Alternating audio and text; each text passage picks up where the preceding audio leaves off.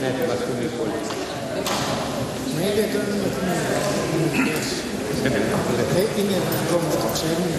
Ευχαριστώ κύριε Πρόεδρε, κυρίες και κύριοι συνάδελφοι.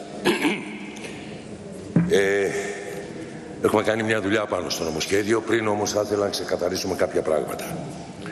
Εμείς ποτέ δεν είπαμε ότι στηρίζουμε όσους είχαν πλαστά έγγραφα ή διοριστήκανε με παράνομο τρόπο. Θέλω όμως να κάνω μια ερώτηση. Για αυτούς οι οποίοι πλαστογραφήσανε το μέλλον αυτής της χώρας, αυτούς που πλαστογραφήσανε το μέλλον των παιδιών μας, η κυβέρνηση Καραμανλή μας είπε ότι είναι θωρακισμένη όταν κατέρεε η οικονομία με την κατάρρευση της Lehman Brothers. Η κυβέρνηση Παπανδρέου μας είπε ότι υπάρχουν λεφτά. Αυτούς λοιπόν οι οποίοι πλαστογραφήσανε την αλήθεια και την ιστορία, εσείς τι θα κάνετε? Θα έρθείτε εδώ επάνω να τους καταδικάσετε? Εμείς καταδικάζουμε αυτούς που χρησιμοποιούν πλαστά έγγραφα.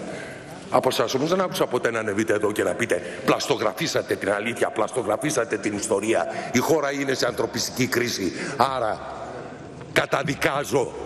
Και όταν εγώ ζητάω από κάποιον που χρησιμοποίησε πλαστό έγγραφο να μου δώσει και τα λεφτά και τον διώχνω, θα το ζητήσουμε από αυτούς?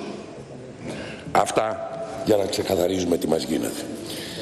Θα ξεκινήσω με μια επισήμανση που έγινε και από άλλους συναδέλφους. Είναι απαράδεκτο να συνεχίζεται το φαινόμενο των τροπολογιών που και δεν έχουν και καμία σχέση με το νομοσχέδιο και που μάλιστα κατατίθεται και εκπρόθεσμα. Είναι απαράδεκτο αυτός ο μόνιμος ευνηδιασμός του σώματος και δείχνουν την απαξία της κυβέρνησης προς την κοινοβουλευτική διαδικασία. Σε κάποιες περιπτώσεις μάλιστα η τακτική αυτή δείχνει ότι υπάρχει σαφής στόχευση και σπουδή μάλιστα να περάσουν απαράδεκτες ρυθμίσεις όπως αυτή που επί της ουσίας ακύρωνε τη διάβια και μάλιστα μας λέτε κυρία Υπουργέ ότι η συγκεκριμένη παράγραφος παρισέρφησε από λάθος. Δεν είναι βέβαια η πρώτη φορά γιατί έχει ξανασυμβεί. Έτσι. Να προσπαθείτε τώρα εγκρυπτό να ακυρώσετε τη διάβια και μετά να μας μιλάτε ότι έγινε λάθος. Δηλαδή εκτός αν θέλετε εμείς να πιστέψουμε το εξής σουρεαλιστικό, ότι διατάξεις, ειδικά αυτές που αφορούν τη διάβια, αυτονομούνται από μόνοι τους και περνάνε μέσα σε νομοσχέδιο και τροπολογία. Κλείσε την πόρτα. Απλώς μας πείτε μετά ο θεσμός.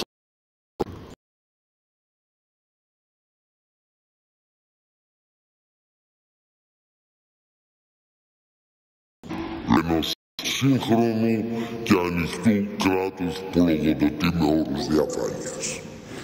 Θα επαναλάβω, η προσθήκη 18 άρθρων στο νομοσχέδιο την τελευταία στιγμή, χωρίς διαβούλευση, όπως και οι εκπρόθεσμες τροπολογίες, μας στέρισαν τη δυνατότητα να επικεντρωθούμε στα ζητήματα διαφάνειας και ανοιχτότητας των δεδομένων. Όταν μάλιστα συζητάμε ένα νομοσχέδιο για τη διαφάνεια, δεν μπορεί το αρμόδιο Υπουργείο να προσπαθεί να κλείσει εκκρεμότητες χωρίς διαβούλευση. Ας αναφερθώ όμως στα άρθρα του νομοσχεδίου. Καταρχήν, εκφράζω την ικανοποίησή μου που η ηγεσία του Υπουργείου ενσωμάτωσε αρκετές από τις προτάσεις μου για τα ανοιχτά δεδομένα. Όμως, παρόλα αυτά έχω μερικές παρατηρήσεις. Στην παράγραφο 3 του άρθρου 5 θα μπορούσε να απαλληφθεί η εξαίρεση για τις βιβλιοθήκες. Η παράγραφος 1 του άρθρου 6 θεωρώ ότι θα έπρεπε να επαναδιατυπωθεί ως εξής. Η διάθεση να γίνεται στο διαδίκτυο, στο διαδικτυακό τόπο και στην ιστοσελίδα του φορέα. Στο άρθρο 7 θεωρώ ότι θα έπρεπε να επαναφέρεται τη διατύπωση της διαβούλευσης που έθετε μέσα την προϋπόθεση της υπουργικής απόφασης για τη χρήση αδειών ως εξαίρεση στην εξορισμού ανοιχτότητα της πληροφορίας. Τέτοιες αποφάσεις θα πρέπει να έχουν νομιμοποίηση. Στην παράγραφο 3 του άρθρου 9 θα έπρεπε να προσθεθεί η φράση είτε από την ιστοσελίδα που παρέχονται τα δεδομένα είτε από την data.gov.gr. Στην παράγραφο 5 του άρθρου 10 θα πρέπει να υπάρχει ρητή πρόβλεψη ότι τα στοιχεία θα επικαιροποιούνται σε ετήσια βάση. Μόνο έτσι θα μπορέσει να λειτουργήσει το νομοσχέδιο. Στην παράγραφο 2α του άρθρου 11 θα μπορούσε να μειωθεί η περίοδος από τα 10 στα 5 έτη. Η περίοδος που προτείνεται είναι εξαιρετικά μεγάλη, κύριοι συνάδελφοι. Η κριτική που διατυπώνεται είναι ότι οι μεγάλες προθεσμίες μπορούν να οδηγήσουν σε αποκλειστικές συμφωνίες που καταργούν την πρόσβαση του κοινού στο εθνικό ψηφιακό πολιτιστικό απόθεμα. Το κεφάλαιο Β του νομοσχεδίου βρίσκεται στη σωστή κατεύθυνση, καθώς η δημοσίευση των στοιχείων και η προσβασιμότητά τους συμβάλλει στη διαφάνεια και στην ορθή λειτουργία της διοίκησης. Στο κεφάλαιο Γ εξακολουθώ να έχω επιφυλάξεις για τις αλλαγές στο διαγωνισμό εισαγωγής στην Εθνική Σχολή Δημόσιας Διοίκησης και Αυτοδιοίκησης. Άκουσα και τις παρατηρήσεις των εκπροσώπων της σχολής. Σε καμία περίπτωση δεν πρέπει να υπάρξει υποβάθμισή της. Στόχος της σχολής είναι η δημιουργία ανώτατων στελεχών που θα στελεχώσουν επιτελικά τη δημόσια διοίκηση. Πέραν της κατάργησης της εξέτασης ξένης γλώσσας, δεν αμφισβητεί κανείς ότι οι εξετάσεις θα πρέπει να καταλήξουν στην επιλογή των πλέον ικανών υποψηφίων που θα αναβαθμίσουν τη δημόσια διοίκηση. Οι τυχόν αλλαγές στον εισαγωγικό διαγωνισμό θα πρέπει να αποτελέσουν αντικείμενο ξεχωριστής διαβούλευσης. Πάμε τώρα στο κεφάλαιο 4. Δεν χρειάζεται, ή μάλλον χρειάζεται, να επαναλάβω ότι η κυβέρνηση έχει αποδιαργωνώσει πλήρως τη δημόσια διοίκηση. Δεν υπάρχει κανένα σχέδιο, ενώ οι ρυθμίσεις που εφαρμόζονται αφορούν κυρίως το σκέλος εκείνο που αφορά τις περικοπές και τις απολύσεις. Παρ' όλα αυτά, είναι θετική η ρύθμιση του άρθρου 24 για την αναγνώριση προϋπηρεσίας στους υπαλλήλους των ΚΕΠ. Κάτι ανάλογο θα πρέπει όμως να γίνει και για τους υπαλλήλους του ΑΕΔ. Είναι απολύτως δίκαιο αυτό που λέμε, κύριε Υπουργέ. Θετικές είναι οι ρυθμίσεις των άρθρων 26 και 27 για τις άδειες νοσηλείας και ανατροφής ανηλίκων τέκνων και για τις διευκολύνσεις των υπαλλήλων ΑΜΕΑ. Θέλω όμως να αναφερθώ ιδιαίτερα στον επανέλεγχο των συμβάσεων που μετατράπηκαν σε αορίστου χρόνου. 8 λεπτά 12 είχαμε, κύριε Πρόεδρε. 8 είναι. 8 έχετε, είναι επί των άρθρων. Συνεχίστε. Τώρα πουθενά δεν ορίζει ο τρόπος με τον οποίο εξετάζεται η διαδικασία της μετατροπής και βεβαίως δεν παρέχονται εγγυήσεις ότι θα ελεγχθεί το νόμιμο της μετατροπής. Το Υπουργείο μέχρι στιγμής δεν έχει εξηγήσει με σαφήνεια τον τρόπο ελέγχου, δηλαδή η προσκόμιση της σύμβασης είναι επαρκές στοιχείο. Προσωπικά θεωρώ πως όχι. Η λύση θα ήταν να γίνει πραγματικός έλεγχος του τρόπου ασφάλισης, παραδείγματος χάρη, ένσημα, ώστε να αποδειχθεί ο πραγματικός χρόνος εργασίας αλλά και το στάτους του κάθε εργαζόμενου αναπερίοδο.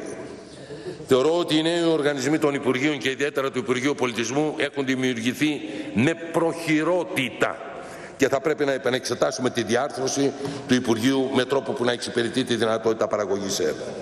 Το πρόβλημα δεν αφορά μόνο το Υπουργείο Πολιτισμού. Ενώ, περιμένετε λίγο κύριε Πρόεδρε, άλλωστε πρώτος σηκώθηκα, εξυπηρέτησα τους άλλους. Δικαιούμαι λίγο χρόνο παραπάνω.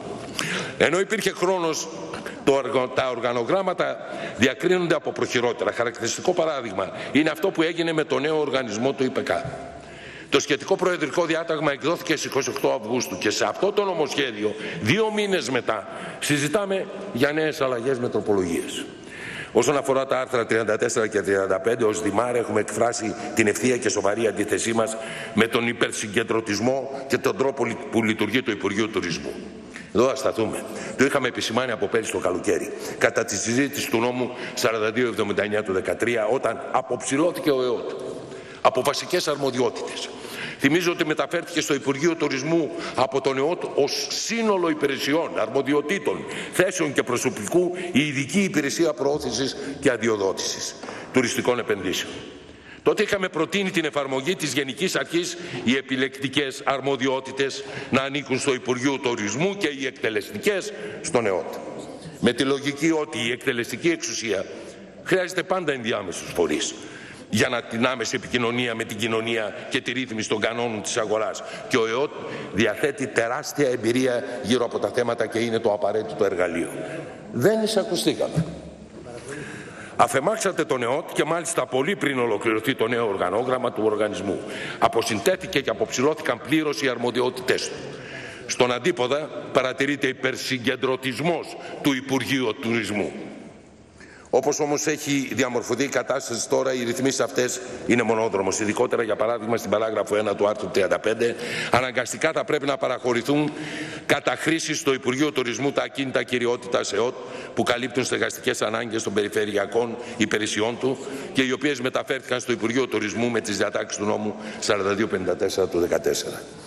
Η τάση να χτίζουμε ένα νόμο κέλυφος και μετά να περιμένουμε να ενεργοποιηθεί με πλήθος υπουργικές αποφάσεις και προεδρικά διατάγματα μας βρίσκουν αντίθετους, γιατί δεν συνάδει με τις αρχές της καλής νομοθέτησης όπως αποτυπώνονται στο νόμο 4048 του 2012. Τελειώνω σε λίγο, κύριε Πρόεδρε. Τώρα ολοκληρώστε. Γιατί είναι σίγουρο θα χρειαστείτε και τη δευτερολογία σας, οπότε αφήστε χρόνο για τη δευτερολογία σας. Θα αφήσω ένα χρόνο να τα πω αυτά. Ωραία. Στη Άρα ολοκληρώστε τώρα. Έτσι. Με μια φράση ολοκληρώστε. Εντάξει, θέλω να πω απλώς ότι αυτό δεν συνάδει με τις αρχές καλής νομοθέτησης. Αποτυπώνονται αυτά στο άρθρο 4048 του 12. Και στον τελευταίο νόμο, έτσι, του Υπουργείου Τουρισμού 4276 του 2014, μέτρησε, ακούστε το κι εσείς, κύριε Πρόεδρε, 23 υπουργικές αποφάσεις και 14 ακεία για την ενεργοποίησή του. Είναι νόμοι αυτοί που ψηφίζουμε, κύριε συνάδελφοι, όταν χρειάζονται όλα αυτά για να μπορέσουν κάπως να συλλογηθούν. Θα τα πούμε τα υπόλοιπα. Ωραία, ευχαριστώ πολύ. Ευχαριστώ πολύ.